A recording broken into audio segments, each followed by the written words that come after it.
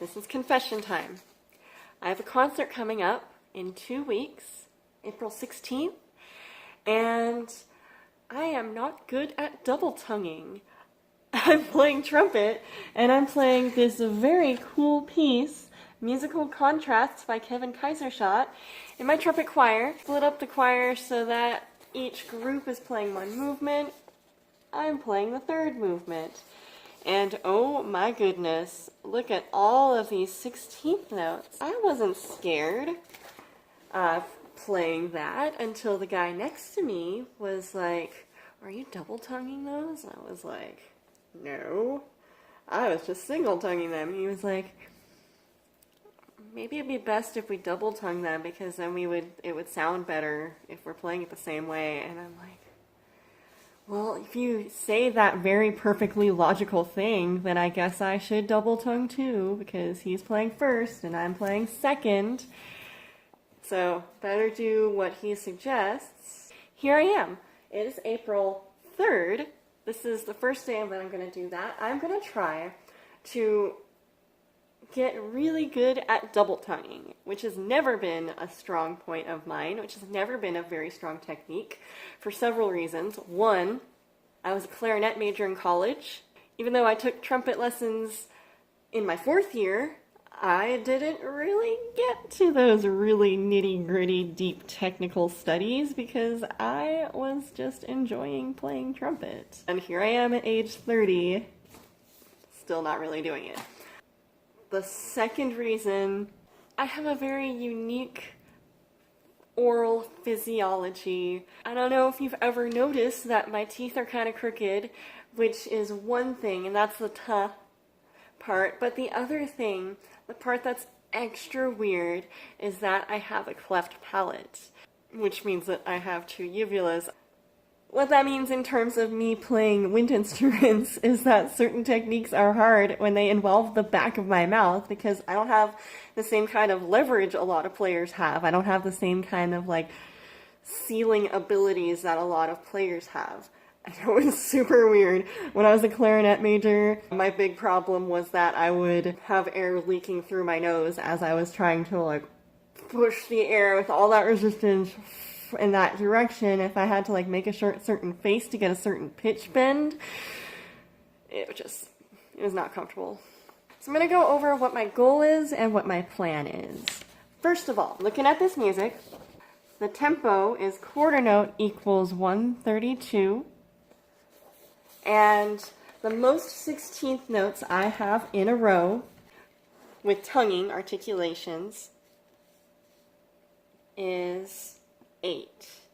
So when I make a goal for myself, I use the SMART technique. I make my goal specific, I make it measurable, I make it achievable, at least what I think I can do, relevant. So I'm working on this piece right now, we'll talk about that.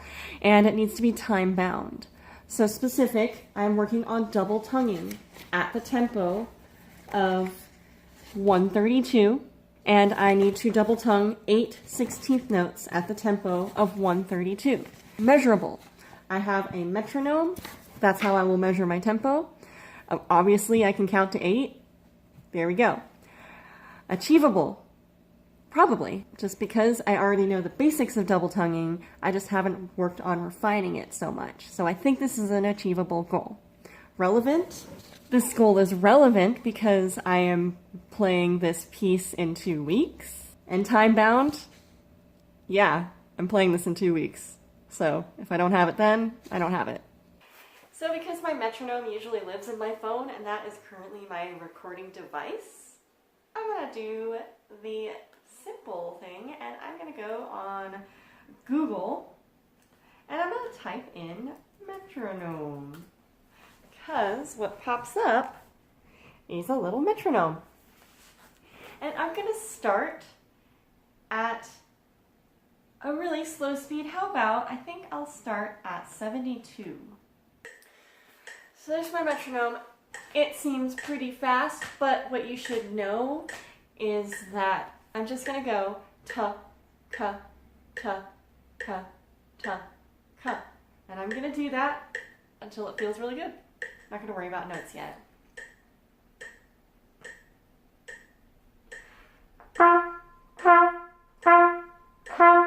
So like I thought, the back end is the harder part, of course, because that's not the part we use all the time. So what I'm going to do now is just do the back end part. I'm just going to go ka, ka, ka, ka, ka, ka, until it feels okay. It's not going to feel great for a long time. It's going to feel okay.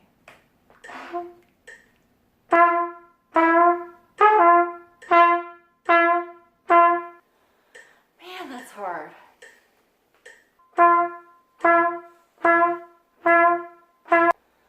Going back to Taka, this is so exciting, isn't it?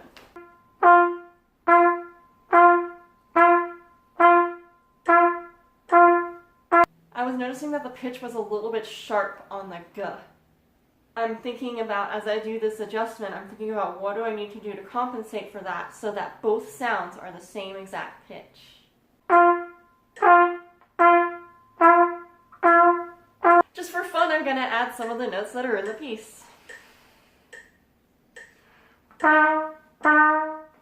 So the next step is I'm going to make it eighth notes. And I think what my plan is I'm going to do this, I'm going to go a little bit faster each day. And I'm just going to start really, really, really basic because I want to do this right. I don't want to rush into it thinking that this is the way it's done and then have to reconfigure everything 5 years later when I get another piece where I have to double tongue a bunch of stuff, but it's different. So I'm going to do this the right way.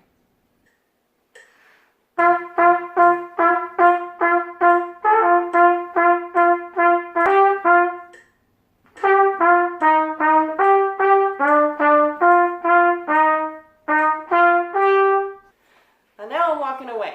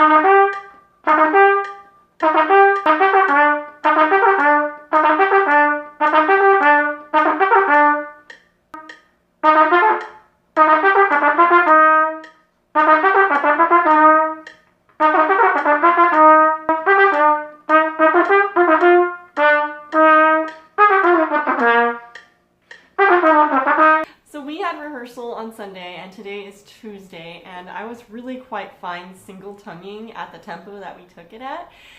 I found myself double tonguing a lot at the beginning of the rehearsal, even though I didn't actually need to. I just kind of got into that habit, and it felt pretty good. I think I'm gonna keep practicing toward my goal of chord note equals 132, because why not? I might as well have that skill. That's kind of where I am at right now. So here we go. I also learned that my part plays a lot more than all the other parts, including the first part. I pretty much don't rest the entire piece. Thanks, Mr. Kaisershot. Appreciate it.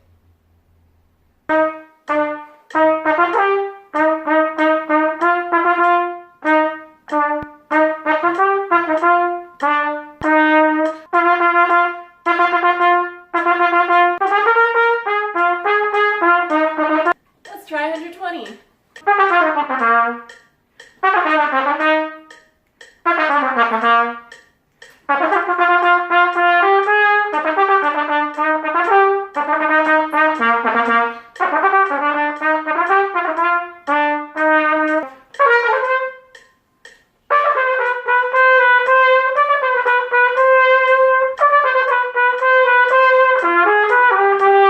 There is literally no place in this entire movement where your face is off the horn.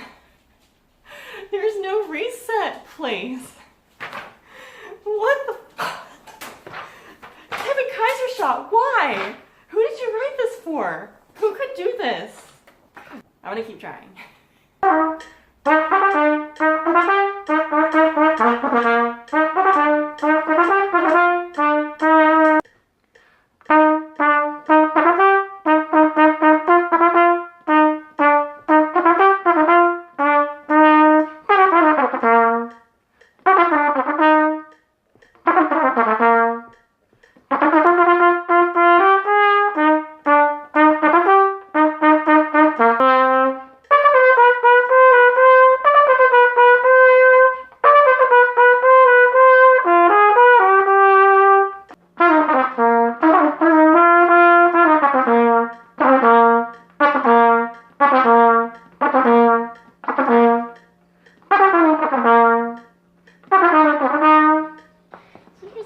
I can do it. I can do the double tonguing at 132. In those sections where I have different notes, it's not always so clear. So I guess that's the next step.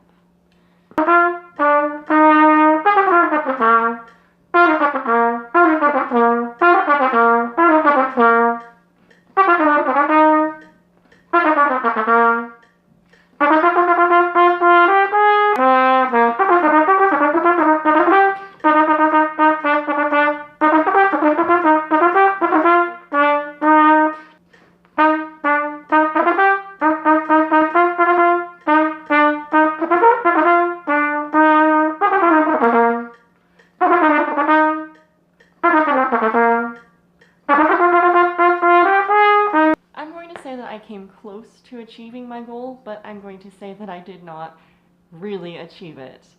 I got very close, and I did learn a lot about double tonguing, and I feel like I'm so much better now than I was before. But in terms of accurately playing the notes, especially the way that I want them to speak, it's not, the clarity isn't always there, and that's still something that I need to work on. This has been a really important experience for me, I think. Understanding where I really am as a trumpet player with this very specific technique. So that's how I was able to construct a SMART goal and follow through with it, see where I could get with it. Even if I didn't achieve the actual goal that I put in place, I got very close and I got better at what I was planning on getting better at. So I'm not going to consider this a failure. It's not a total success, but it's not a failure either. It's really, it did what I needed it to do. And I think it's going to be a great performance. And I think it's going to be fun. I'm not going to be worried about double tonguing anymore. I'm just going to be able to play the piece as written as best as I can. Because I know sometimes I get scared when I'm trying to set a goal.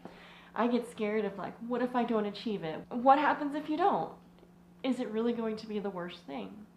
Thank you so much for watching to the end. I appreciate it. If you enjoyed this experience, please subscribe and I will have more to show you.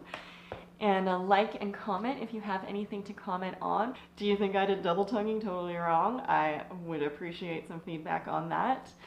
In the meantime, stay mindful, stay musical, and stay out of trouble.